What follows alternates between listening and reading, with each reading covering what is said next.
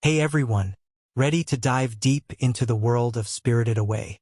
Released on July 20th, 2001, this film has sparked endless discussions, and today, we're uncovering every thrilling detail. If you enjoy this deep dive, don't forget to hit that like button. It really helps us grow. And for more incredible movie explorations and hidden gems, subscribe to the channel. Now, let's unravel the magic behind this cinematic masterpiece. Our journey begins with a 10-year-old girl named Chihiro, sulking in the back seat of her parents' car as they drive toward their new home. Immediately, the film captures that feeling of being uprooted, of childhood anxiety and displacement. The lush green landscapes blur past the windows, a stark contrast to Chihiro's gloomy demeanor. But things take a strange turn when the family stumbles upon what looks like an abandoned theme park. Ignoring Chihiro's unease, her parents wander in, drawn by the scent of food wafting through the empty streets. They begin eating greedily, recklessly, at an unattended stall. And then the magic strikes. Within minutes, the mundane world gives way to the extraordinary. As night falls, spirits emerge, and Chihiro's parents are grotesquely transformed into pigs. Alone, terrified, and desperate, Chihiro races through the surreal landscape, stumbling into a world where gods and spirits bathe in elaborate bathhouses, and humans are all but forgotten. She meets Haku, a mysterious boy with kind eyes and an otherworldly presence. He tells her the rules of this realm. She must find work or risk disappearing. The bathhouse, run by the powerful witch Yubaba, becomes the center of the story. With her oversized head, sharp gaze, and commanding voice, Yubaba is both terrifying and fascinating. She steals names, literally binding workers to her will. Chihiro becomes Sen, losing a part of herself in the process. But this is where the true heart of the film begins to bloom. What seems like a fantasy adventure becomes a layered journey of identity, memory, and courage. Every encounter Chihiro has peels back another layer of her character. Whether she's tending to the grotesque stink spirit, who turns out to be a polluted river god, or confronting the silent, shadowy figure of No-Face, who offers gold but devours everything in his path, she's constantly challenged to act with kindness, intuition, and resolve. And then there's Haku. As their bond deepens, we learn he's not just a guide, he's lost his own identity. He once was a river spirit, now trapped under Yubaba's control. The thread connecting them? A childhood memory. Chihiro once fell into his river as a little girl, and he saved her. That realization becomes a turning point, not just for Haku, but for Chihiro too. She begins to remember who she is, and in doing so, helps Haku reclaim his true name, Kahaku River. Throughout the film, Miyazaki uses every frame to say something deeper. The bathhouse isn't just a magical place. It's a symbol of industrialization, of commodification, of how spiritual purity becomes lost in a world driven by profit and greed. No-Face, for instance, reflects this perfectly. He consumes endlessly, offering riches and eating workers whole. But when removed from that corrupting environment, he's peaceful, even gentle. These aren't just spirits. They're mirrors, reflecting who we become under pressure, temptation, or kindness. The animation itself is spellbinding. Hand-drawn with extraordinary detail, every corner of this world feels alive, from the flickering lanterns to the steam rising off the bathwater. Joe Hisaishi's haunting score wraps around the story like a dream, balancing melancholy, wonder, and hope. It's not just music, it's emotion in audio form. As Chihiro grows, so does her sense of self. What started as a frightened child's story becomes a coming-of-age odyssey. She faces Yubaba's twin sister, Zeniba, who, unlike her sibling, is warm and nurturing. In Zeniba's quiet cottage, Chihiro learns the value of gentleness, gratitude, and healing. Even the once terrifying No-Face finds peace there. By the film's end, Chihiro has transformed. She's no longer the scared, sullen girl from the beginning. She's brave, empathetic, and fiercely determined. When Yubaba tests her with one final riddle, to identify her parents among a group of pigs, Chihiro passes, not by luck, but through insight. She's earned her name back, her freedom, her voice. The film closes as quietly as it began. Chihiro walks back through the tunnel with her parents, who remember nothing. The world she left is untouched, but she is not the same. That final glance back, so subtle, so loaded with emotion, tells us she remembers. And we, the audience, are left with that lingering magic. Spirited Away isn't just a film. It's a meditation on growing up, on remembering who we are, and on navigating a world that often asks us to forget. It's about finding courage when everything familiar is stripped away. And through Chihiro's eyes, we see the strange beauty in that journey. If you loved this exploration and want more immersive breakdowns of films that speak to the soul, make sure to like and subscribe. Until next time, stay curious, and never forget your name. On July 20th, 2001, a film quietly arrived in Japanese theaters that would go on to reshape not only the animation landscape but the very boundaries of what cinema could feel like. It didn't explode onto the scene with the kind of marketing thunder Hollywood is known for. Instead, Spirited Away, directed by the legendary Hayao Miyazaki and produced by Studio Ghibli, emerged like a soft breeze, delicate, mysterious, and impossible to ignore. It entered the hearts of audiences like a whispered secret, and 2 decades later, that whisper has become a roar of admiration across generations and cultures. There's something alchemical about Spirited Away. It defies easy explanation and refuses to be neatly categorized. Is it a children's film? In some ways, yes. After all, its protagonist is a 10-year-old girl, and much of the story unfolds through the lens of childhood confusion and discovery. But then you start peeling back the layers, and suddenly it's not just about a girl trying to find her way home. It's about identity, memory, environmental decay, capitalism, loss, and love. It's about how we forget ourselves and how we fight to remember. It's a story as ancient as myth and as modern as the latest headlines. And this is what makes Spirited Away extraordinary. It speaks to something universal in all of us, no matter our age or background. From its opening moments, the film quietly subverts expectations. We meet Chihiro Ajino, a moody, anxious girl slumped in the back seat of her parents' car, holding a bouquet from a farewell party she clearly didn't want. Her parents are moving to a new town, and the entire weight of that upheaval is visible on her face. Her resistance, her gloom, her childish complaints. These are not the qualities of a hero in most Western stories. But Miyazaki doesn't force Chihiro into a character arc by narrative compulsion.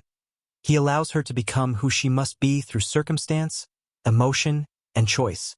Their car ride takes an unexpected detour through a forest tunnel, and from that moment, the ordinary begins to dissolve. It's a scene almost whispered into existence. No thunder, no soundtrack swell, just curiosity. They stumble upon what looks like an abandoned theme park, an overgrown remnant of the bubble economy. But there's food hot, aromatic, and inexplicably waiting for them. Chihiro hesitates, but her parents dig in with greedy delight. And then, slowly, eerily, the world shifts. Shadows stretch longer. The streets fill with spirits. Chihiro's parents morph grotesquely into pigs, their gluttony turned into punishment. And the girl who moments ago sulked over a new town now finds herself utterly alone in a magical realm. What unfolds next is not just a rescue mission. It's an odyssey into a richly realized spirit world where logic is fluid and names have power. Chihiro must work at a bathhouse run by Yubaba, a witch with a head twice the size of her body and a voice that can rattle windows. Yubaba is terrifying, yes, but also oddly maternal and bureaucratic. She strips Chihiro of her name, renaming her San, a trick used to trap workers in her world, a metaphor as old as folklore and as relevant as modern labor dynamics.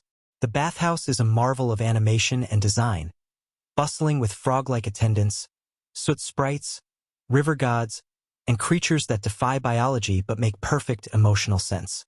Every corner of it breathes life. You can practically smell the steam and hear the clink of gold coins dropped on counters.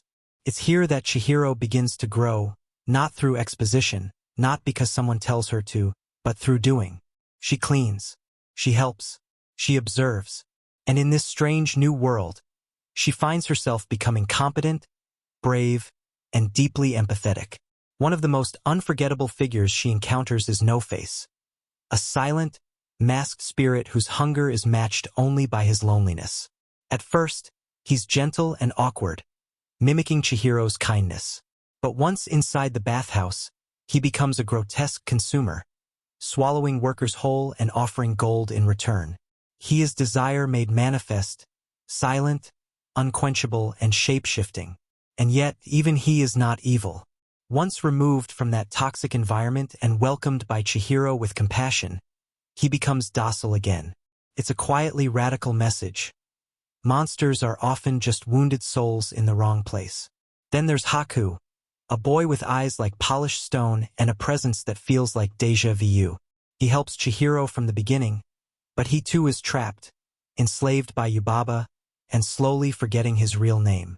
He can transform into a dragon, but even that majestic form is marked by violence and suffering. Their connection deepens throughout the film, revealed not as a fairy tale romance, but as something even more primal, memory. Chihiro realizes that Haku is actually the spirit of the Kahaku River, the same river she nearly drowned in as a child, and which carried her to safety. This revelation becomes a key turning point. She says his name, his true name, and in doing so, she frees him. It's a moment so simple and yet so emotionally potent. It lingers in the heart long after the credits roll. Every frame of Spirited Away is hand-drawn, rich in detail, and alive with atmosphere. Studio Ghibli is known for this level of craftsmanship, but here, they elevate it into something mythic. The way light filters through paper walls, the gentle sway of trees in the background, the way characters move with purpose and weight, it all contributes to the immersive power of the film. You don't just watch Spirited Away, you enter it. You breathe its air. And none of this would matter if the film didn't also strike such a deep emotional chord. At its heart, Spirited Away is about transformation.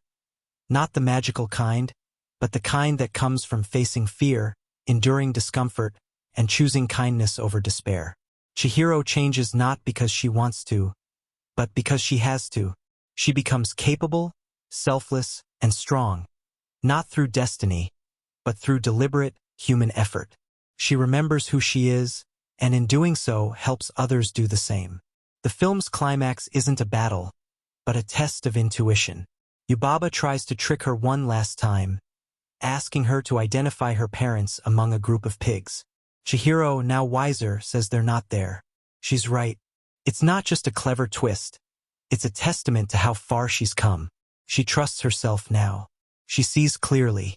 When she returns to the human world, everything looks the same. Her parents don't remember a thing. Time may or may not have passed. But Chihiro is different. You can see it in the way she stands, in the way she lets go of the bouquet she once clung to. There's no need for a speech, no need to explain. We understand, and we feel it deeply. Spirited Away became a phenomenon not by pandering to trends or chasing spectacle, but by trusting in the power of story, myth, and emotion. It broke box office records in Japan, becoming the highest-grossing film in the country's history at the time. It won the Academy Award for Best Animated Feature, becoming the first, and still only hand-drawn, non-English language film to do so. But more than awards or revenue, what makes Spirited Away endure is its soul. It taps into something fundamental. That childhood is often confusing and frightening. That growing up means losing things. Names, memories, innocence. But that it can also mean becoming someone stronger, kinder, and more whole. It reminds us that the world is full of spirits, visible and invisible, and that our actions, even the smallest ones, have ripples. It whispers that names matter, that kindness is power, and that even in the strangest places, love can take root. So why should you dive deeper into Spirited Away? Because it's not just a movie, it's an experience. It's a labyrinth of meaning and beauty that rewards every rewatch. Every time you return to it, you'll notice something new. A detail in the background, a gesture, a color shift, a line of dialogue that didn't hit you the same way before. It evolves with you, just as Chihiro evolves. And that is the mark of true art. It grows not just in meaning, but in resonance. This is a film that doesn't explain everything because it doesn't need to. Trusts you to feel it, to dream with it, to wonder. It's a film that lingers long after it ends. Not because of spectacle, but because it touches that quiet part of you that still believes in magic, even if you've forgotten where you put it. And that's the brilliance of Spirited Away. It reminds you of being small, of feeling lost, of finding courage when you had no choice. It reminds you that sometimes the way forward is to remember who you are, and to keep walking, even when the path disappears beneath your feet. On a warm summer afternoon, Chihiro and her parents arrive at their new town, clinging to nervous anticipation as they drive past rolling hills and murmuring trees. She slumps in the back seat, clutching a bouquet she doesn't want, already bristling at change and the uncertainties ahead. The road dips into a dark tunnel, a threshold, though none of them realize it yet, and on the other side lies a once grand but eerily deserted theme park. Drawn by curiosity and tantalizing smells, her parents wander in, discarding caution to indulge in an unattended food stall's offerings. Their greed sets the supernatural machinery in motion. With almost dreamlike stealth, the midday sun softens, birds fall silent, and spirits begin to stir. By evening, her parents are pigs, intertwined in their own consumption, and Chihiro is left trembling as the park transforms into a realm of flickering lanterns, murmuring crowds, and imminent danger. Fear and resolve clash within her as she races along mossy paths, desperate to find help in this shifting world. She meets Haku, a boy with solemn gray eyes and otherworldly composure, who warns her that no one enters or leaves without work and without a name. He gives her a tag, in Japanese characters, marking her as senior in that moment.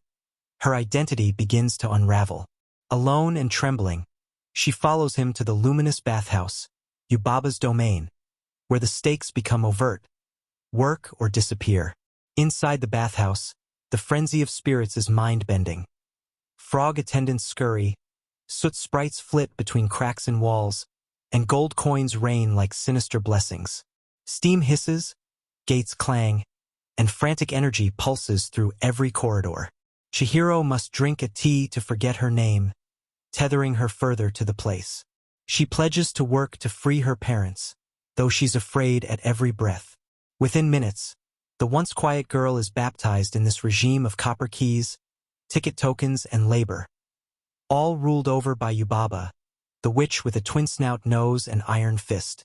Yubaba commands respect through fear and a machine-like efficiency. She snatches away Sen's real name, shrinking the girl into a worker without history.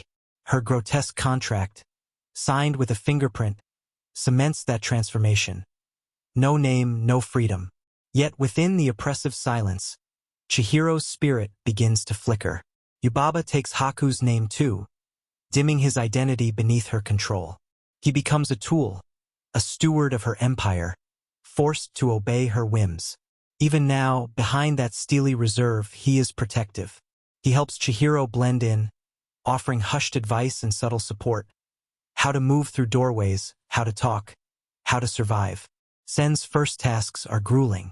She scrubs floors thick with spirit residue, lugging rusty buckets of water through corridors lit by lantern glow. She meets the stoic boiler man, Kamaji, who commands the boilers with mechanical precision and kindness unexpected in this world. He is accompanied by sentient soot sprites, the tiny, coal-black puffs that carry coal to feed the fires. Though Chihiro is ignored, the sprites sense her compassion, and soon she helps Kamaji by carrying coal. In that small kindness, she earns her first ally. Each breathless stride through the boiler room, each startled glance at unfamiliar machinery, builds suspense. Will she break? Will she belong? Then she meets Lin, a worker seasoned by years of spirit toil. Lin is weary but fierce, able to spot falseness and weakness in those not cut out for work. She tests Sen, watching for any sign of failure. But Sen holds steady. That cautious strength piques Lin's curiosity and grants her a modicum of accommodation. Through Lin, Sen glimpses the camaraderie and function inside the bathhouse's machinery, and the cruelty that filters through every rung of power. A pivotal moment arrives with the arrival of the stink spirit, a colossal, oozing entity choked with filth. Trembling other workers call it a monster, but Sen instinctively helps to wash it. As she scrubs, she senses a truth beyond its exterior. This thing is a river god, strangled by pollution and disrespect. When the filth washes away, the spirit reveals a regal visage. Weeping tears of gratitude to Senator, he rewards her with tokens of gold and a blessing that echoes in her heart. That moment cracks the shell of the bathhouse's superficial hierarchy. It's no longer just about work, but about empathy and perception. Meanwhile, No Face appears. A ghostly, silent figure adorned with a featureless mask and a shape-shifting form. He paddles through the bathhouse corridors in search of kindness, drawn to Sen's quiet sincerity. Initially reserved, he offers her a mask, then follows her, rendered powerless in her presence. These early interactions tease a metamorphosis. No Face is a mirror, drawn to desire and influence yet yearning for companionship. The tension simmers. He is both curiosity and threat. Haku remains an anchor for Senator. He guides her through shifting hallways, whispers necessary strategies, and rescues her from dangerous encounters. At night, he slips into the moonlit mist and transforms into a dragon, soaring through the sky. But that beauty is tinged with sorrow. Yubaba's control dims him, and he's clearly in pain. When the sight of him stirs longing inside Sen, seeds of their deeper connection begin to sprout. The film teases us. There's more to his rescue than she knows. Something lost, something waiting to be reclaimed. Suspicion and danger intensify when Yubaba's son Bo, a gigantic infant pampered to cosmic proportions, becomes part of the equation. Lin takes Sen to meet Zeniba, Yubaba's twin sister, offering a reprieve from the bathhouse's madness. The cottage in the swamp is quiet, cozy, and oddly free from Yubaba's iron rule. Zeniba's voice is warm, not like a cure, but like a mirror to kindness. Sen is given a task by everyone: retrieve a golden seal Yubaba stole. That mission, she's told, promises a return home. It is the first clear path beyond the labyrinth, but fraught with risk and layered with symbolism. Each scene builds on the one before, weaving suspense. Will Sen succeed? Will she reclaim her name? Will Haku be freed? Will the bathhouse collapse or transform from within? At its midpoint, Spirited Away still refuses easy labels. It is suspense and serenity, fear and curiosity, chaos and stillness. Chihiro's evolution is quiet but insistent. She's growing into someone who can question gods, empathize with monsters, and act where others would falter. In those first hours, Miyazaki opens doors to mythic realms through mundane gestures. Scrubbing, naming, caring. He lays the foundation for twists without revealing them. The bathhouse is never just a workplace, it's a crucible. Haku's true name is buried. No Face hunger looms. Yubaba's contracts tighten. Bo threatens to unravel the fragile alliances. Zeniba holds secrets, and Chihiro must navigate them all with heart and intuition. Emotions shift like tides. One moment San is alone and trembling in a stone corridor. The next she's kneeling beside a calm river god offering gold. Suspense pulses through every heartbeat as she completes minuscule tasks. Fetching tea with precise etiquette, a test that might break her. And yet she persists. She discovers that kindness is a currency more powerful than gold. That memory matters more than comfort. That identity is worth fighting for. Continuing on, the film's second half begins with Chihiro, now fully operating under the name Sen, venturing beyond the bathhouse's steam-warmed corridors into the broader spirit world that alternates between tranquil beauty and disquieting danger. Having earned the golden seal from Kamaji, she's entrusted with delivering it to Yubaba's twin sister, Zeniba, in exchange for permission to return home. As she steps outside into the misty marshlands, the story shifts gears, ushering in unexpected allies, deeper revelations, and the emotional resolution that closes this world and reopens her own. Her journey across the sea-like waters in a small, quiet boat is deliberately slow and contemplative. Merged into the mist, San rows toward Zeniba's cottage with Lin guiding her, leaving behind the bathhouse's frenzy. This shift in tone underscores how far Chihiro has come. The ride also builds tension. Neither girl speaks, spirits drift past in silence, and the world seems to hold its breath. Then, the sudden screech of Gyogyos and a race through dark reeds. Bo, Yubaba's enormous infant son, has transformed into a flea riding a rodent, one of Zeniba's magical interventions. He's out of Yubaba's control now, a reckless but amusing force, and it's Lin who manages him, showing resourcefulness where Chihiro still has so much to learn. This moment cleverly reveals how Zeniba differs from her sister, not through confrontation or power, but through gentle pragmatism. In Zeniba's cottage, the mood shifts again. Warmth replaces grand spectacle. She's calm, inviting, and maternal, but not in a cliched way. She's stern when needed, flirtatious at times, and fully alive, in contrast to Yubaba's magnificent fortress of steam and gold. Here, Chihiro hands over the seal. Instead of greeting her with an officious test, Zeniba retreats to her loom and weaves a spa-like tapestry of words. The real test is implicit. This is quietly revolutionary. Beneath the surface simplicity lies authority, and it reflects Zeniba's own naming power. She gives Chihiro a magical cake for Yubaba, symbolizing a life-affirming reversal. When Chihiro returns to the bathhouse bearing the cake, the place is in chaos. No-Face, drawn to Yubaba's realm by greed and loneliness, has burrowed deeper into its machinery. He offers gold to workers to make them abandon their posts. He swallows attendants and even Kamaji, growing more grotesque. His hunger becomes destructive. The corridors echo with panic. It's terrifying because he doesn't know what he is, a being shaped by emptiness and corruption. And yet, Chihiro approaches him with compassion. She offers the enchanted cake and coaxes the monster out. No violence, only empathy. As he eats, he shrinks, belches out gold, and regurgitates swallowed workers. When he collapses outside, now modest and harmless, Chihiro frees him rather than banishing him. It's a turning point. Empathy restores identity. Meanwhile, Haku is in crisis. He attempts to break Yubaba's contract by stealing her baby bow and returning him to Zeniba as a statement of defiance.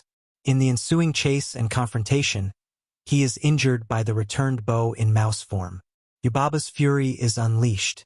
She curses Haku, stripping him of magic, and he plunges into a dizzying fall across the spirit world's highways. Desperate, he clings to his fading strength and knows he cannot survive this unraveling unless someone remembers him, not just as Haku, but as the Kahaku river spirit from Chihiro's childhood memory. That's when Chihiro springs into action. She's been denied direct access to him, but she races to Yubaba for permission to rescue him. Yubaba agrees reluctantly. When Chihiro reaches Haku, she bathes his wound, whispers his true name, and revives him. The moment is raw. As Haku exhales, a river flows through him, pure, remembered, reclaimed. He transforms into dragon form briefly, fierce and freeing, before shape-shifting back to human. Naming him is the key. It restores his identity and dismantles Yubaba's branding. At the bathhouse's doorstep, Yubaba tests Chihiro's claim that her parents have remained pigs. She drives her into a room with dozens of pig enclosures and demands that she identify her mother and father. Tension coils around every word. Chihiro gazes at the faces. She considers, then says they're not there, because they're gone. Yubaba snarls, but Chihiro stands firm. And she is right. Her parents have been set free. In accepting this, Yubaba restores Chihiro's name fully, returning her objects and identity. The contract dissolves. Chihiro is no longer sin. The ending is gentle yet potent. Haku helps Chihiro cross the border tunnel back into the human world, but he's fading, losing power. She calls out his name and gives him a package, Zeniba's gift of a magical medicinal herb, to hold on to. On the other side, the trio of friends, the parents and Chihiro, get into the car and drive off. Both sides of the spirit boundary collapse into everyday dusk. The parents remember nothing. The world is unchanged. Except for Chihiro. She's different, stronger, quieter in her resolve, and aware that she remembers what they don't. The final glance between her and her parents hints at this. She carries the memory of the tunnel and the spirits inside her. That invisible transformation makes all the difference. In these closing beats, every narrative thread binds together. Yubaba's greed is countered by Zeniba's generosity.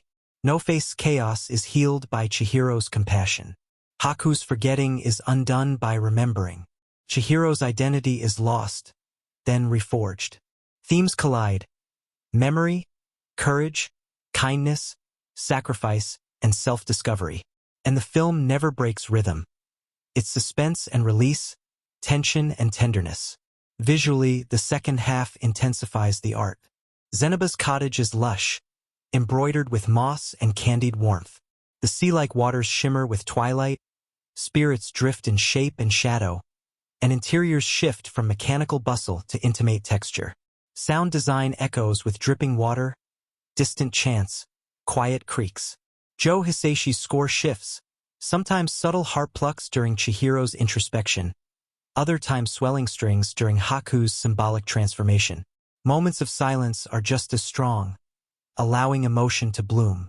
By the time Chihiro steps back into her world, there's no grand farewell, no fireworks, just the sliding tunnel door closing behind her. It's a deliberate choice, mundane, but final. Her journey changed her, but not the landscape she came from. And that feels real, because the magic was always inside, not in external spectacle. It's in how she named someone, recognized a god, trusted her kindness, and held on to memory when everything tried to erase it. By the second half's end, the narrative seamlessly knits together. Even the smallest detail has weight. Bo's tiny rodent form, No-Face's bloated greed, Haku's true name, they all matter. Every early scene echoes in the resolution. Empathy is stronger than fear. Memory is more powerful than control. And kindness, even in a world ruled by contracts, names, and profit, still transforms. Imagine reliving the final moments with Chihiro's breath quickening as she recognizes reality returning, feeling both loss and clarity. The closing score swells gently, and the credits roll black over white letters, the studio's signature calligraphy speaking volumes. No demigods, no explosions, just a quiet acceptance. You've come home, and yet you've been reborn. Continuing on, the film's second half begins with Chihiro, now fully operating under the name San, venturing beyond the bathhouse's steam-warmed corridors into the broader spirit world that alternates between tranquil beauty and disquieting danger. Having earned the golden seal from Kamaji, she's entrusted with delivering it to Yubaba's twin sister, Zeniba, in exchange for permission to return home. As she steps outside into the misty marshlands, the story shifts gears, ushering in unexpected allies, deeper revelations, and the emotional resolution that closes this world and reopens her own. Her journey across the sea-like waters in a small, quiet boat is deliberately slow and contemplative. Merged into the mist, San rows toward Zeniba's cottage with Lin guiding her, leaving behind the bathhouse's frenzy. This shift in tone underscores how far Chihiro has come. The ride also builds tension. Neither girl speaks, spirits drift past in silence, and the world seems to hold its breath. Then, the sudden screech of Gyogyos and a race through dark reeds. Bo, Yubaba's enormous infant son, has transformed into a flea riding a rodent, one of Zeniba's magical interventions. He's out of Yubaba's control now, a reckless but amusing force, and it's Lin who manages him, showing resourcefulness where Chihiro still has so much to learn. This moment cleverly reveals how Zeniba differs from her sister, not through confrontation or power, but through gentle pragmatism. In Zeniba's cottage, the mood shifts again. Warmth replaces grand spectacle. She's calm, inviting, and maternal, but not in a cliched way. She's stern when needed, flirtatious at times, and fully alive, in contrast to Yubaba's magnificent fortress of steam and gold. Here, Chihiro hands over the seal. Instead of greeting her with an officious test, Zeniba retreats to her loom and weaves a spa-like tapestry of words. The real test is implicit. This is quietly revolutionary. Beneath the surface simplicity lies authority, and it reflects Zeniba's own naming power. She gives Chihiro a magical cake for Yubaba, symbolizing a life-affirming reversal. When Chihiro returns to the bathhouse bearing the cake, the place is in chaos. No-Face, drawn to Yubaba's realm by greed and loneliness, has burrowed deeper into its machinery. He offers gold to workers to make them abandon their posts. He swallows attendants and even Kamaji, growing more grotesque. His hunger becomes destructive. The corridors echo with panic. It's terrifying because he doesn't know what he is, a being shaped by emptiness and corruption. And yet, Chihiro approaches him with compassion. She offers the enchanted cake and coaxes the monster out. No violence, only empathy. As he eats, he shrinks, belches out gold, and regurgitates swallowed workers. When he collapses outside, now modest and harmless, Chihiro frees him rather than banishing him. It's a turning point. Empathy restores identity. Meanwhile, Haku is in crisis. He attempts to break Yubaba's contract by stealing her baby bow and returning him to Zeniba as a statement of defiance. In the ensuing chase and confrontation, he is injured by the returned bow in mouse form. Yubaba's fury is unleashed. She curses Haku, stripping him of magic, and he plunges into a dizzying fall across the spirit world's highways. Desperate, he clings to his fading strength and knows he cannot survive this unraveling unless someone remembers him. Not just as Haku, but as the Kahaku river spirit from Chihiro's childhood memory. That's when Chihiro springs into action. She's been denied direct access to him, but she races to Yubaba for permission to rescue him. Yubaba agrees reluctantly. When Chihiro reaches Haku, she bathes his wound, whispers his true name, and revives him. The moment is raw. As Haku exhales, a river flows through him, pure, remembered, reclaimed. He transforms into dragon form briefly, fierce and freeing, before shape-shifting back to human. Naming him is the key. It restores his identity and dismantles Yubaba's branding. At the bathhouse's doorstep, Yubaba tests Chihiro's claim that her parents have remained pigs. She drives her into a room with dozens of pig enclosures and demands that she identify her mother and father. Tension coils around every word. Chihiro gazes at the faces. She considers, then says they're not there, because they're gone. Yubaba snarls, but Chihiro stands firm. And she is right. Her parents have been set free. In accepting this, Yubaba restores Chihiro's name fully, returning her objects and identity. The contract dissolves. Chihiro is no longer sin. The ending is gentle yet potent. Haku helps Chihiro cross the border tunnel back into the human world, but he's fading, losing power. She calls out his name and gives him a package, Zeniba's gift of a magical medicinal herb, to hold on to. On the other side, the trio of friends, the parents and Chihiro, get into the car and drive off. Both sides of the spirit boundary collapse into everyday dusk. The parents remember nothing. The world is unchanged. Except for Chihiro. She's different, stronger, quieter in her resolve, and aware that she remembers what they don't. The final glance between her and her parents hints at this. She carries the memory of the tunnel and the spirits inside her. That invisible transformation makes all the difference. In these closing beats, every narrative thread binds together. Yubaba's greed is countered by Zeniba's generosity. No-Face's chaos is healed by Chihiro's compassion. Haku's forgetting is undone by remembering. Chihiro's identity is lost, then reforged. Themes collide: memory, courage, kindness, sacrifice, and self-discovery. And the film never breaks rhythm. It's suspense and release, tension and tenderness. Visually, the second half intensifies the art. Zeniba's cottage is lush, embroidered with moss and candied warmth. The sea-like waters shimmer with twilight, spirits drift in shape and shadow, and interiors shift from mechanical bustle to intimate texture. Sound design echoes with dripping water, distant chants, quiet creaks. Joe Hisaishi's score shifts, sometimes subtle harp plucks during Chihiro's introspection, other times swelling strings during Haku's symbolic transformation. Moments of silence are just as strong, allowing emotion to bloom. By the time Chihiro steps back into her world, there's no grand farewell, no fireworks, just the sliding tunnel door closing behind her. It's a deliberate choice, mundane, but final. Her journey changed her, but not the landscape she came from. And that feels real, because the magic was always inside, not in external spectacle. It's in how she named someone, recognized a god, trusted her kindness, and held on to memory when everything tried to erase it. By the second half's end, the narrative seamlessly knits together. Even the smallest detail has weight. Bo's tiny rodent form, no-face bloated greed, Haku's true name, they all matter. Every early scene echoes in the resolution. Empathy is stronger than fear. Memory is more powerful than control. And kindness, even in a world ruled by contracts, names, and profit, still transforms.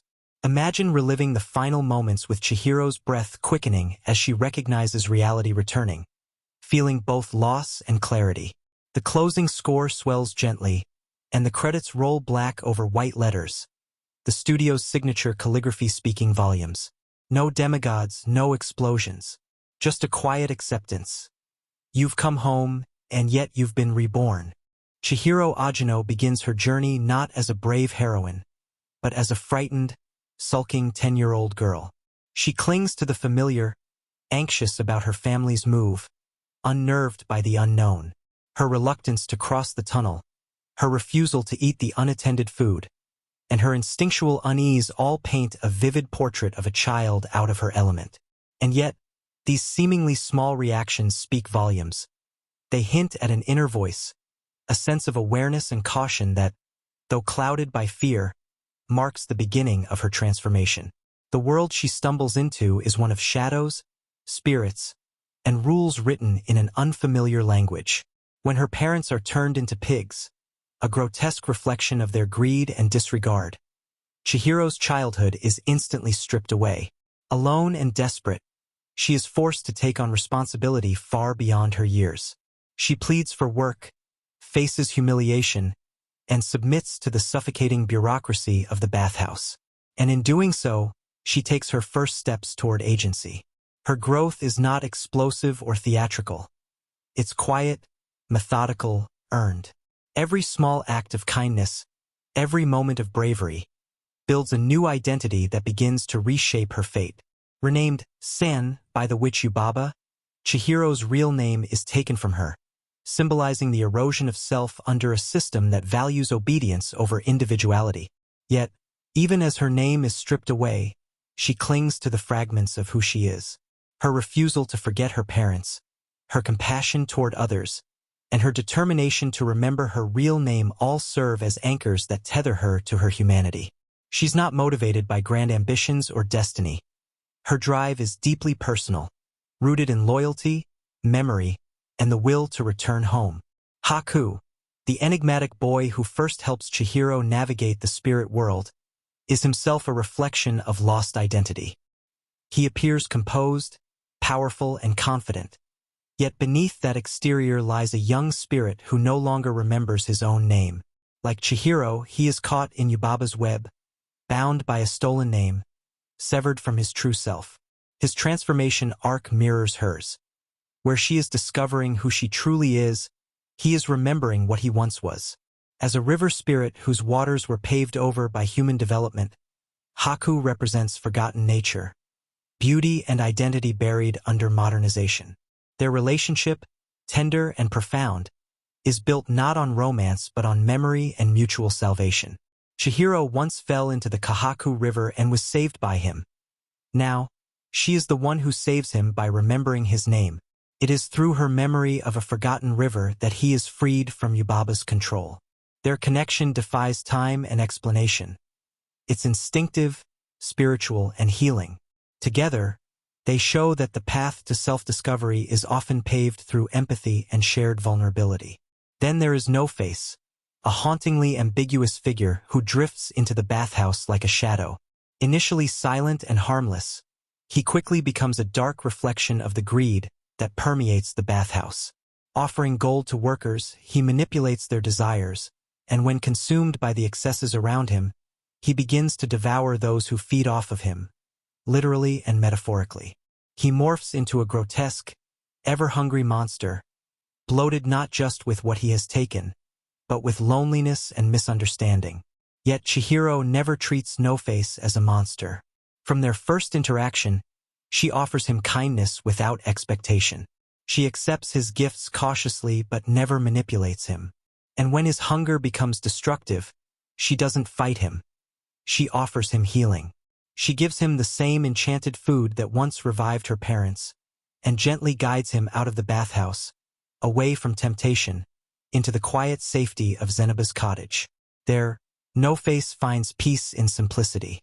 He doesn't need gold or adoration, just someone who sees him without fear or judgment. Through Chihiro's unwavering empathy, No-Face begins to rediscover who he is. Yubaba, the formidable witch who rules the bathhouse with an iron grip, is a character of contradictions. She is ruthless, obsessed with wealth, and controls her workers through fear and stolen identities. Yet she also deeply loves her child. Bo spoils him relentlessly, and even shows flickers of admiration for Chihiro's determination. Her character is not evil in the traditional sense. She is authoritarian, yes, but not heartless. She represents systems of control, capitalism, and institutionalized power. Her theft of names is symbolic of how identity can be stripped away in service to productivity. Yubaba's twin sister, Zeniba, at first appears to be her moral opposite. While Yubaba is sharp and greedy, Zeniba is gentle and warm, but they are, in truth, two sides of the same coin. Zeniba, too, is a witch with great power, capable of transformation and illusion. What differentiates them is intent. Zeniba uses her power to heal, to teach, and to guide. Where Yubaba imposes control, Zeniba encourages autonomy. Chihiro's visit to Zeniba's house is a pivotal moment in the film, not because it changes the world around her, but because it changes her. It offers her a moment of clarity, of peace, and a chance to practice the selflessness she's been building. Supporting characters add rich texture to the world and to Chihiro's growth.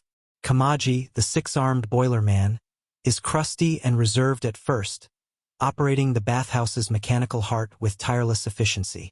But when Chihiro helps the soot sprites carry coal, and shows herself willing to work without complaint, Kamaji softens. He becomes a reluctant mentor and protector, his gruff exterior hiding a deep moral compass. He represents the quiet strength of those who work in the background, unnoticed but essential. Lin, Chihiro's assigned bathhouse mentor, is jaded, sarcastic, and fiercely independent. Initially dismissive of Chihiro, she quickly becomes one of her fiercest defenders. Lin's role is subtle but significant. She models what it means to survive in a harsh system while still preserving one's humanity. She doesn't coddle Chihiro but respects her resilience. Her evolution from skeptic to ally is another affirmation of Chihiro's influence. How her sincerity and kindness have a ripple effect on those around her. Even Bo, Yubaba's oversized infant son, undergoes a transformation.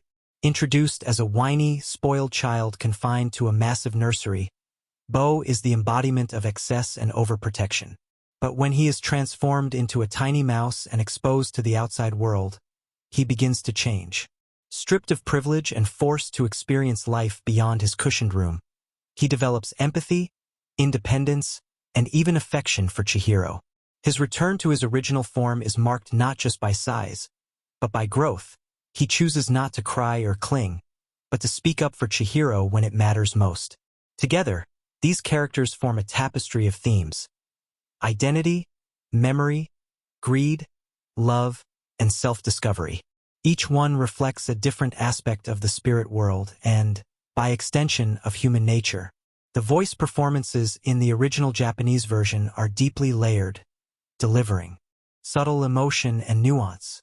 Rumi Hiragi brings Chihiro to life with a delicate balance of vulnerability and growing strength. Miyu Irino, voicing Haku, captures the quiet desperation of someone caught between power and loss. Mari Natsuki lends both Yubaba and Zeniba distinct personalities despite their shared appearance. Authority and warmth woven into tone and cadence. In Spirited Away, characters aren't just narrative devices. They are reflections of inner change. Chihiro's journey is shaped not by battles or victories, but by relationships. She grows by helping others, by remembering their names and stories, and by choosing kindness when fear or anger would be easier. Each character she meets helps her see a different part of herself. She learns resilience from Kamaji, compassion from Zeniba, courage from facing Yubaba, and trust through her bond with Haku. By the end, when she finally passes the test and walks back through the tunnel to the human world, Chihiro is no longer the same girl. Her parents remain unaware, brushing off the lost time, but she knows.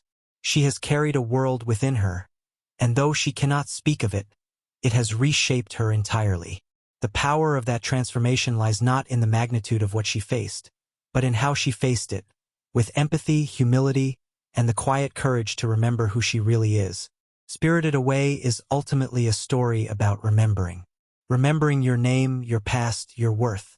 Every character Chihiro touches, whether they are gods, monsters, or something in between, experiences some form of awakening. And in that way, her growth becomes theirs too. It's what makes these characters unforgettable. Not their designs or quirks, but their arcs. They evolve. They surprise. They linger in the mind long after the final frame. From the very first frame, Spirited Away weaves a world rich with more than what meets the eye. It begins simply, a car winding through the countryside. Chihiro clutches a bouquet as she watches her childhood vanish in the rearview mirror. But right beneath the surface, the world is already shifting. The broken-down torii gate they drive past isn't just a relic. It marks the boundary between the living world and the spiritual. Torii gates traditionally signal sacred ground, often placed at the entrances of Shinto shrines, and here, it's already overgrown, neglected, hinting that the realm of spirits has been forgotten by modern life. When the family stumbles across the abandoned amusement park, it's more than a lost relic. It's a symbol. During Japan's economic boom in the 1980s, many such entertainment developments were hastily built, only to be abandoned after the bubble burst. The rotting theme park represents unchecked consumption, hollow pleasures, and spiritual displacement. The food stalls, brimming with unclaimed platters of grilled meats and stews, are alluring but sinister. Chihiro's parents devour the feast without question, a subtle foreshadowing of their downfall. In Japanese folklore, consuming food in the spirit realm binds one to it. So when they transform into pigs, it's not merely punishment. It's a consequence, an ancient rule being enforced. Chihiro, refusing to eat, instinctively avoids this fate. Her caution is a small act of resistance. Her bond to the human world, her fear, her memory, her love, is what keeps her grounded. And this pattern repeats throughout the film, seemingly simple choices carrying deeper weight. As she wanders into the spirit world and the sun sets, we begin to see the world for what it truly is. Shadows grow long, and the bathhouse emerges, shimmering with life and mystery. But even the bathhouse isn't just a fantastical place. It's layered with references. Modeled after traditional Japanese onsens and bathhouse culture, it represents cleansing and transformation. In Shinto rituals, purification is central, and the bathhouse becomes a liminal space, a place between the profane and the sacred. Every spirit that enters is, in some way, being cleansed, of pollution, of memory, or of grief. When Chihiro meets Kamaji in the boiler room, soot sprites scatter across the screen. These tiny black creatures were first seen in an earlier Ghibli film, but here they take on a new symbolic life. They are spirits of effort, of endurance, hauling tiny pieces of coal to keep the bathhouse running.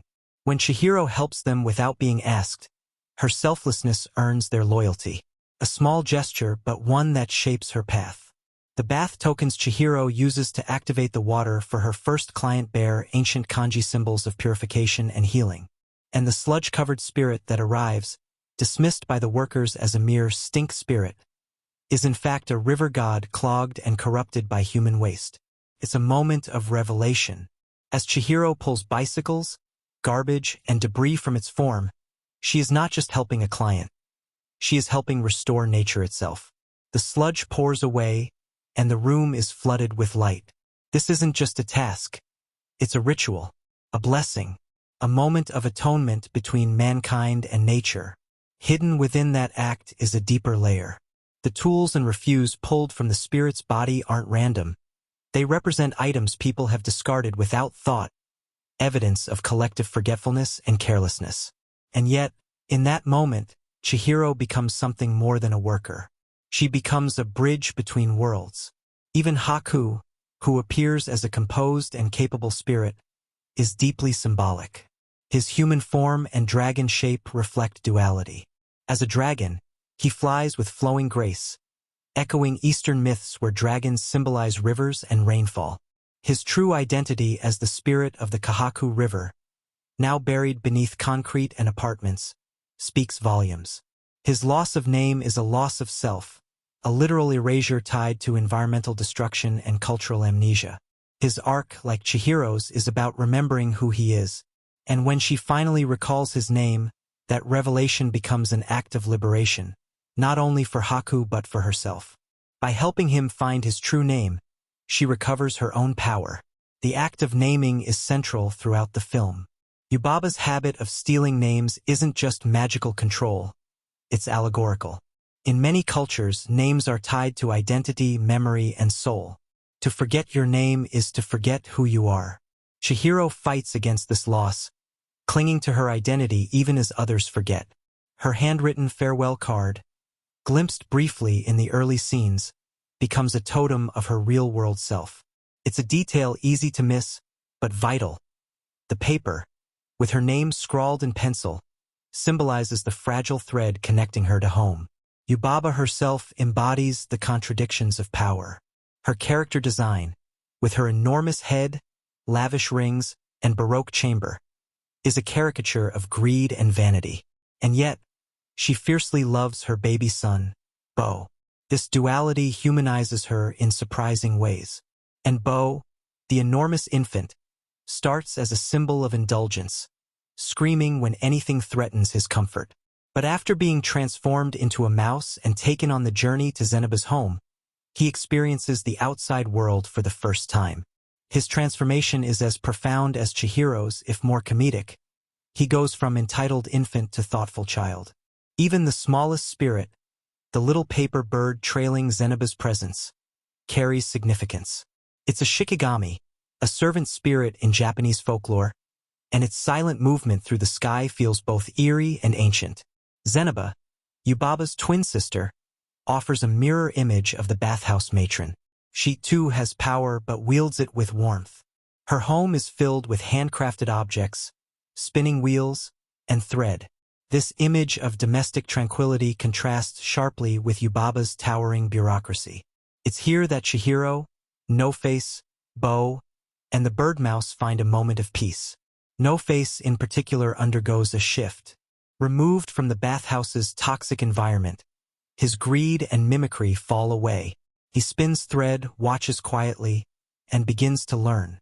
His earlier transformation into a rampaging monster is never truly evil. It's a reaction, a cry for attention and belonging. The gold he conjures is symbolic too, shiny, tempting, but ultimately hollow. It vanishes when touched by water, revealing its illusion. No-Face represents emotional hunger. He absorbs the traits of those around him, growing monstrous in a place that worships wealth. But in Zeniba's calm world, he finds no need to consume. His mask, a stark white expression fixed in silence, never changes, but everything behind it does. The idea that identity is fluid, shaped by context, is one of the film's deepest undercurrents. Even the train ride to Zeniba's home is laced with metaphor. The train glides over water with no tracks in sight, carrying silent passengers, faint silhouettes of people with no visible faces. It evokes an in-between place. Not quite life, not quite death. The journey is tranquil, melancholic, and weightless, as though the characters are suspended between decisions, between selves. The flooded tracks suggest a world submerged, memories drowned, places forgotten. From the very first frame of Spirited Away, Hayao Miyazaki masterfully invites us into a world layered with secrets and meaning, where every detail is a thread in an intricate tapestry. The story begins with a family driving through an overgrown torii gate, a subtle yet powerful symbol marking the passage from the human world to the spirit realm. This gate isn't merely scenic, It whispers that the spiritual boundary has grown neglected and forgotten, hinting at one of the film's core themes: the loss of connection between modern life and ancient traditions. As Chihiro's family ventures into the abandoned amusement park, the atmosphere itself speaks volumes. This eerie, decaying landscape is not just a setting but a cultural reflection, echoing Japan's economic bubble burst in the late 20th century, when once booming entertainment sites were left to crumble. The empty stalls lined with tempting but untouched food symbolize overconsumption and the careless indulgence that leads to ruin.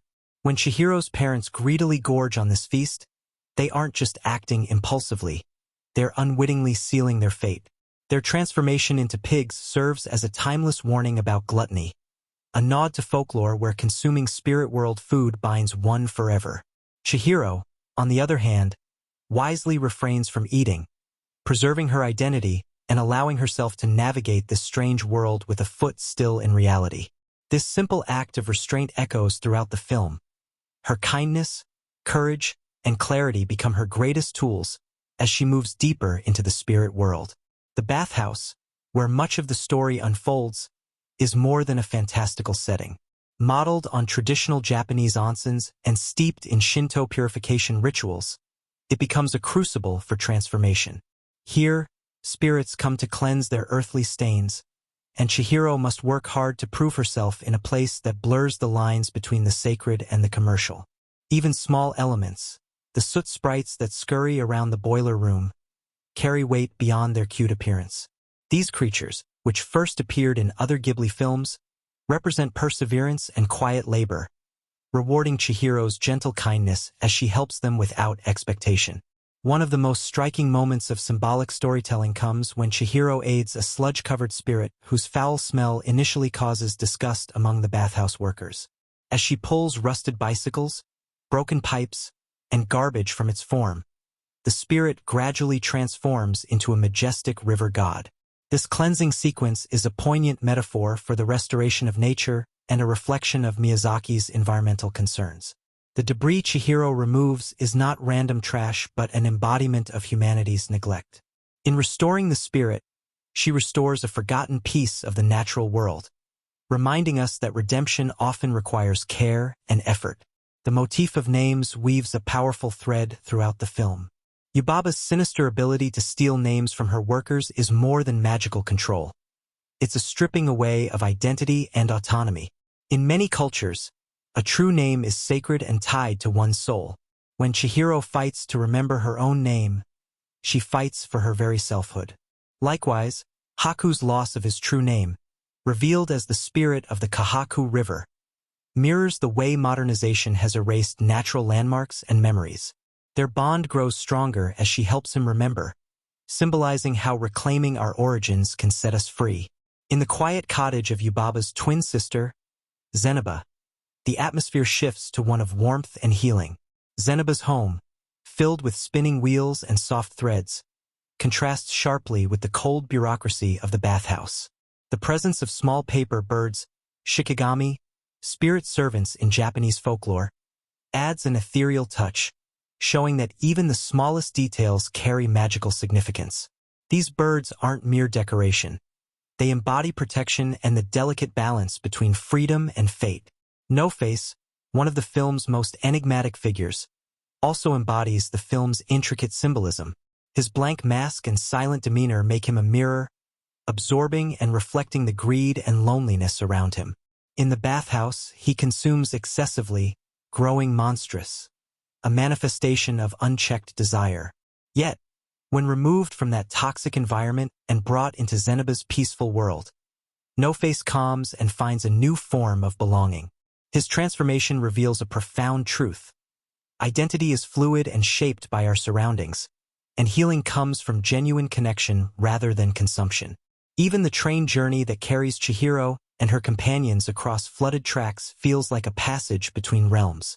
The train glides silently over water, carrying faceless passengers who seem caught between life and death. This dreamlike sequence is thick with symbolism, flooded tracks representing memories submerged beneath time and the liminal space between worlds, a reminder that transitions are never clean or easy. Every visual element in Spirited Away is deliberate. The workers' uniforms blend traditional and industrial influences, reinforcing the film's theme of a world caught between past and present. The treacherous staircases Chihiro must climb are not just physical obstacles but metaphors for her emotional and spiritual ascent. Her stumble and recovery early on mark the beginning of a transformative journey rooted in resilience. From the very beginning of Spirited Away, there is a palpable sense of transition and unease that sets the tone for the entire film. The opening scene, where Chihiro and her parents drive down a winding road shrouded in mist and overgrown foliage, feels like the crossing of a threshold between the familiar and the unknown. This is more than just a setup. It's a visual and emotional invitation to step into a world where rules shift and the mundane becomes magical. The quiet tension that builds as they approach the abandoned amusement park foreshadows the profound transformation awaiting Chihiro, and it's here that the audience first begins to empathize with her confusion and growing fear. One of the film's most emotionally resonant scenes occurs early on when Chihiro meets Haku, the mysterious boy who offers help but also embodies danger and enigma. Their initial interactions are charged with both hope and uncertainty, establishing a dynamic that carries through the film. Haku's dual role as both guardian and captive reflects the film's exploration of freedom and control. His quiet strength contrasts with Chihiro's vulnerability, yet as the story progresses, their roles blur and evolve, underscoring the fluid nature of identity in a world governed by shifting rules. The moment when Chihiro's parents transform into pigs is pivotal, marking a clear line between innocence and responsibility. This grotesque metamorphosis is more than a fantastical element. It symbolizes the consequences of unchecked greed and the loss of humanity through consumption. For viewers, this scene is unsettling yet crucial. It propels Chihiro into action and highlights her courage as she refuses to succumb to despair. It also sets up the film's recurring tension between the allure of indulgence and the necessity of self-control. Within the bustling bathhouse, Miyazaki crafts a microcosm of society, complete with hierarchy, labor, and hidden kindness. One particularly memorable scene is Chihiro's first day working under Yubaba's watchful eye. The intimidation and pressure she feels mirror the universal experience of entering a new, demanding environment. Yet, it's her determination and small acts of kindness that slowly win over her peers. This scene resonates with audiences because it captures the vulnerability and resilience inherent in growth. The bathhouse itself, with its endless corridors and countless spirits, becomes a metaphor for the complexities of adulthood, a world that is at once bewildering and full of unexpected beauty. Chihiro's encounter with the stink spirit is a masterstroke of thematic and emotional storytelling. Initially dismissed as foul and repellent, this spirit's gradual transformation reveals deeper truths about judgment and redemption. The grime that covers it represents the pollution and neglect humanity has inflicted upon nature, and Chihiro's patient, compassionate cleansing speaks to the possibility of restoration. This scene often strikes a chord with viewers because it reframes something initially perceived as disgusting into a symbol of hope and renewal.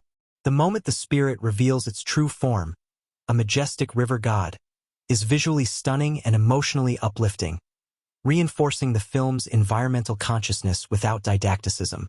The theme of identity is powerfully explored through the motif of names, most notably in the relationship between Chihiro and Yubaba. The act of Yubaba stealing Chihiro's name and renaming her San is a profound metaphor for the loss of self that can occur in oppressive systems. Each time Chihiro forgets her true name, she risks losing herself completely, and the audience feels the tension of this threat. Her eventual reclaiming of her name is not just a plot point but an emotional climax, symbolizing self-awareness and autonomy. This struggle resonates deeply, reminding viewers of the importance of holding onto one's essence amid external pressures. No-Face's arc is another cornerstone of the film's emotional and thematic depth. Initially a silent, enigmatic presence, No-Face absorbs and reflects the greed and desires of those around him. His transformation from a benign figure to a ravenous monster parallels the intoxicating and destructive nature of unchecked consumption. Yet, in the serene environment of Zeniba's cottage, No-Face finds peace and begins to shed his excesses. This journey invites viewers to reflect on the nature of identity as shaped by environment and the potential for change when removed from toxic influences. The character's ambiguity keeps audiences intrigued and emotionally engaged, as No Face embodies both danger and redemption. The film's quieter moments often carry equal weight. Scenes such as Chihiro's train ride across the flooded landscape are imbued with melancholy and introspection. This journey feels like a passage through liminal space, between worlds, between childhood and maturity. The ghostly passengers and the reflective water create an atmosphere thick with memory and longing. For many viewers, this scene is hauntingly beautiful, evoking feelings of solitude and transition that linger long after the screen fades to black. The final test, where Chihiro must identify her transformed parents among a pen of pigs, encapsulates the film's exploration of trust, memory, and maturity. Without overt spectacle, the tension is palpable. It's a moment that asks the audience to consider what it means to truly know and recognize one's own, even when appearances deceive. This quiet yet intense scene emphasizes the theme that love and connection require faith beyond surface realities. It is a subtle but powerful resolution to Chihiro's arc and leaves viewers with a sense of completion and hope. Throughout the film, Miyazaki's use of sound and music elevates emotional beats to new heights. The score swells with longing, whimsy, or tension, perfectly matching the narrative's shifts.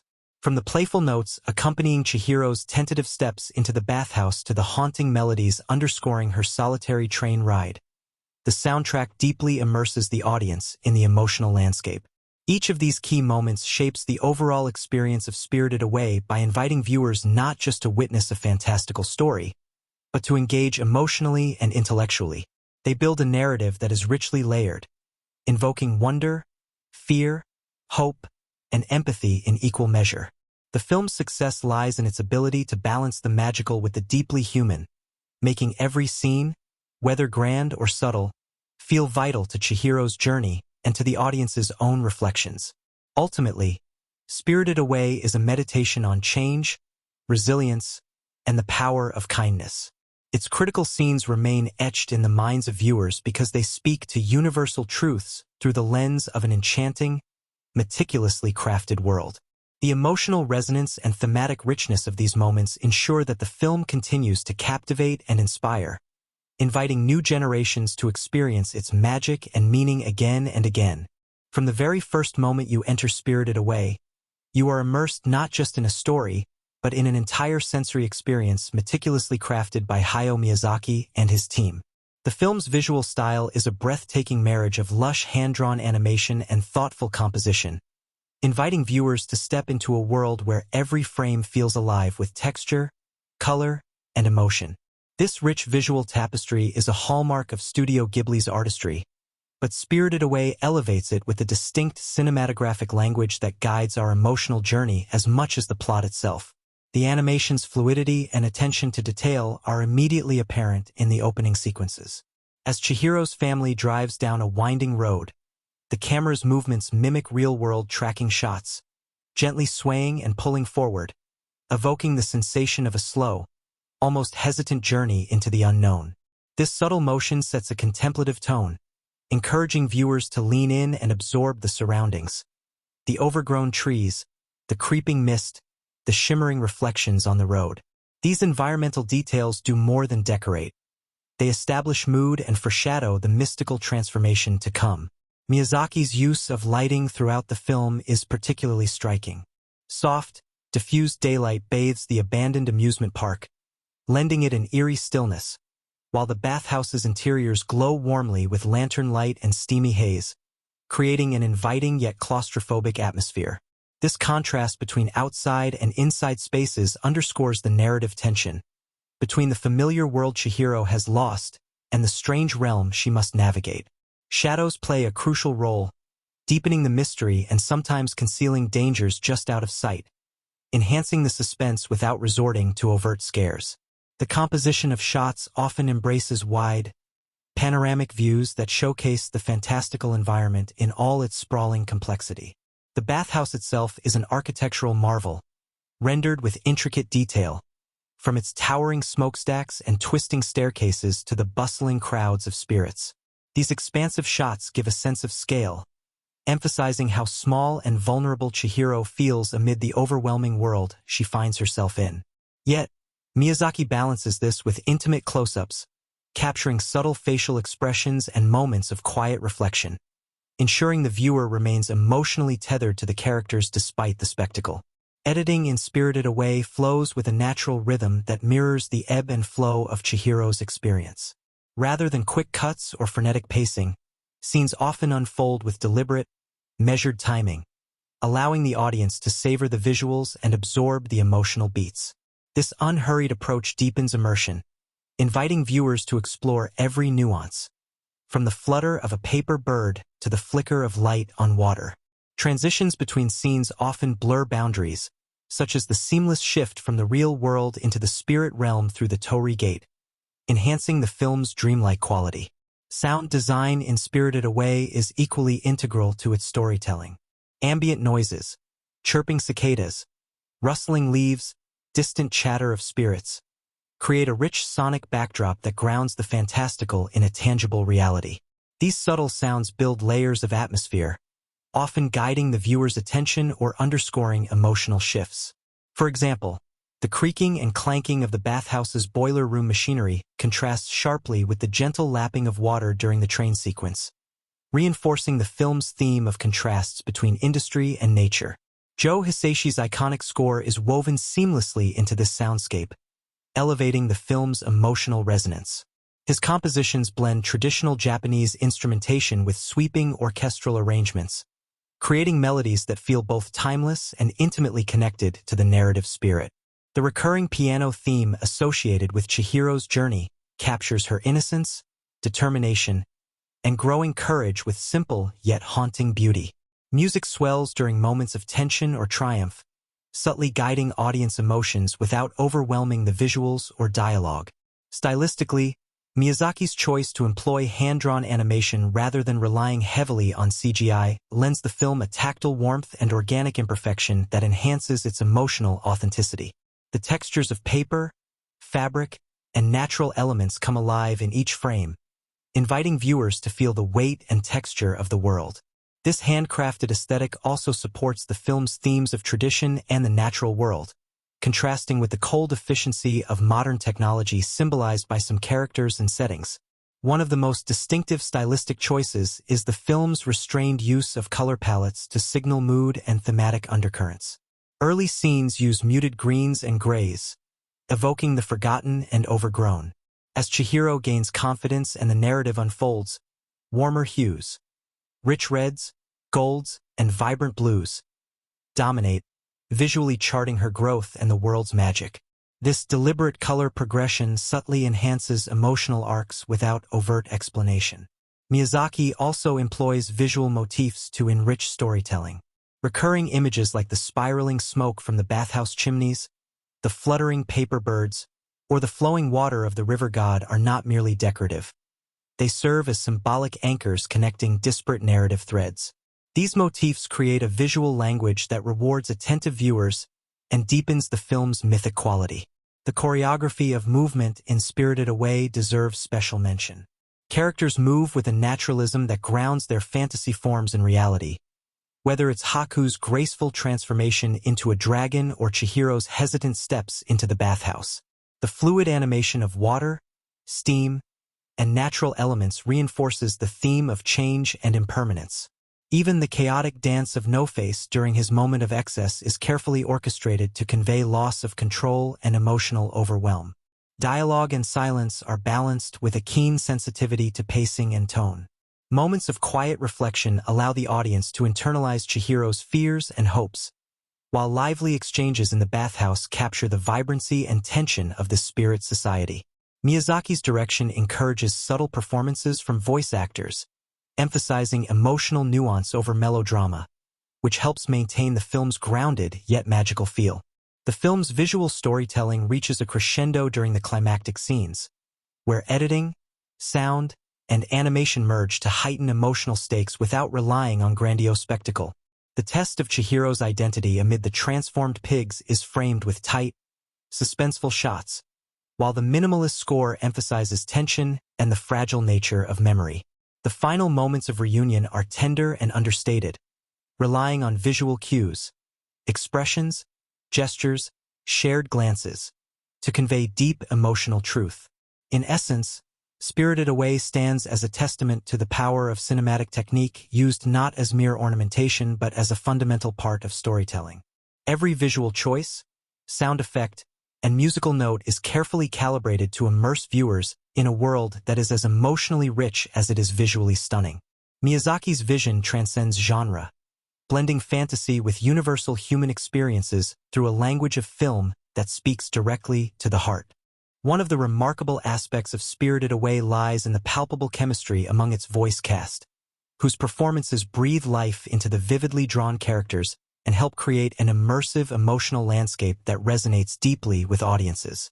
While animation may seem distant from traditional live-action filmmaking in terms of actor interaction, the Japanese voice actors behind the film's characters brought an authenticity and warmth that transcended the studio walls, subtly shaping the film's emotional core. Rumi Hiragi, the young actress who voiced Chihiro, was only around 10 years old during recording, and her natural innocence and emotive delivery perfectly captured the character's blend of vulnerability and growing courage. Hiragi's ability to convey Chihiro's bewilderment and determination without sounding overly rehearsed added a layer of genuine childhood authenticity. The subtle fluctuations in her voice, moments of fear, frustration, hope, were key to drawing audiences into Chihiro's journey, making her transformations feel earned and relatable. Her interactions with other characters, even recorded separately, managed to feel dynamic and natural, largely thanks to the careful direction and the emotional resonance in her performance. Miyu Irino, who voiced Haku, complemented Hiragi's youthful timbre with a more measured and mysterious tone. His portrayal balanced the character's enigmatic nature and quiet strength, lending Haku a sense of otherworldly calmness that grounded the fantastical elements of the story. Irino's performance brought subtle emotional shifts that hinted at Haku's own struggles and secrets, creating a chemistry with Hiragi's Chihiro that felt layered and sincere.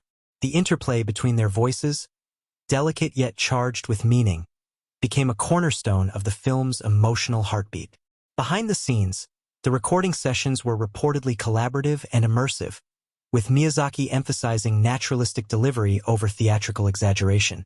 This approach allowed the actors to inhabit their roles deeply, even when voicing fantastical spirits and creatures. Studio Ghibli's tradition of recording actors together in the same room whenever possible contributed significantly to the chemistry heard on screen, fostering real-time reactions and subtle nuances in dialogue that might have been lost in isolated recordings. This technique, though challenging logistically, paid dividends in the organic flow of conversations, from Chihiro's timid exchanges to the bustling, often chaotic chatter of the bathhouse spirits. Supporting cast members, such as Bunta Sugawara as Kamaji, the Boiler Man, and Takashi Nato as Yubaba, brought powerful performances that balanced warmth, menace, and humor. Sugawara's gravelly, kind voice gave Kamaji a gruff but caring persona, grounding the bathhouse's industrial heart with a human touch. Nato's portrayal of Yubaba was equally compelling, injecting the character with a commanding presence that oscillated between intimidating and oddly maternal. Their vocal chemistry with the leads helped create a believable world teeming with unique personalities, making even secondary characters memorable. These dynamics extended beyond the recording booth. Studio Ghibli's work environment fostered a strong sense of community and dedication among the cast and crew. Many actors spoke in interviews about the inspirational atmosphere and Miyazaki's meticulous attention to detail. He was known to encourage actors to explore different emotional nuances and to connect personally with their characters, resulting in performances imbued with sincerity. Anecdotes from the set reveal moments where actors shared laughs, reflected on their characters' growth, and developed a shared sense of purpose, which undoubtedly translated into the film's warm and coherent ensemble feel. The film's detailed and immersive set design and animation also played a crucial role in shaping performances and audience engagement. The richly imagined bathhouse, with its labyrinthine corridors and bustling spirit clientele, acted almost as a character in itself. Voice actors were reportedly provided with extensive visual references and background information about the spirit world, helping them to envision the environments and react accordingly during recording. This immersion enhanced the authenticity of their performances, as they could imagine their characters not just speaking lines, but inhabiting a fully realized world. Audience reactions to Spirited Away were immediate and overwhelmingly positive, both domestically in Japan and internationally. Upon its release on July 20, 2001, the film quickly became a box office phenomenon, drawing diverse audiences enchanted by its unique blend of fantasy, emotional depth, and cultural richness. Japanese viewers connected with the film's themes of self-discovery and resilience, while international audiences marveled at its intricate storytelling and stunning animation. Its universal appeal lay in its ability to tell a deeply personal coming-of-age story within a fantastical context, allowing viewers from many backgrounds to find something relatable and inspiring. Critics praised Spirited Away for its imaginative world-building, emotional complexity, and the seamless blend of traditional Japanese folklore with contemporary themes. The film garnered numerous awards, including the Academy Award for Best Animated Feature in 2003, the first non-English language film to win in that category, cementing its status as a landmark in animation history. This recognition brought Miyazaki and Studio Ghibli to a wider global audience, sparking discussions about animation as a serious art form and expanding the horizons of storytelling within the medium. Long-term fan engagement has been remarkable, with Spirited Away maintaining a devoted following more than 2 decades after its release. Fans around the world celebrate its artistry through fan art, cosplay, and scholarly analysis, continuously discovering new layers and meanings within the film. The characters' enduring appeal, especially Chihiro's relatable growth and courage, resonates across generations, making the film a rite of passage for many young viewers and a nostalgic treasure for adults revisiting it. Studio Ghibli's careful preservation of the film's legacy through restorations, re-releases, and streaming availability ensures that it remains accessible and beloved. Community screenings and festivals often feature Spirited Away as a centerpiece, sparking lively discussions and shared emotional experiences among audiences. This communal aspect reflects the film's power to connect people not just through narrative, but through shared feelings of wonder, fear, and hope. The emotional highs and lows, whether Chihiro's initial fear, her determined struggles, or the poignant moments of reunion, have created lasting bonds among viewers, contributing to its cultural phenomenon status. Behind the scenes, the synergy between cast performances, set design, and Miyazaki's visionary direction created a harmonious blend that elevated the film beyond a simple fantasy tale. The actor's ability to convey nuanced emotions within this meticulously constructed world invited audiences to suspend disbelief fully, engaging with the story on an intimate level. This interplay between human performance and imaginative setting remains one of Spirited Away's greatest achievements, highlighting the collaborative spirit at the heart of Studio Ghibli's success. In summary, the chemistry among the cast, the immersive set dynamics, and the passionate responses from audiences worldwide weave together into a rich tapestry that defines Spirited Away's enduring magic. The film stands as a testament to the power of collaboration between voice actors, animators, musicians, and director, to create a story that transcends language and culture, inviting all who watch to embark on a journey of transformation and hope.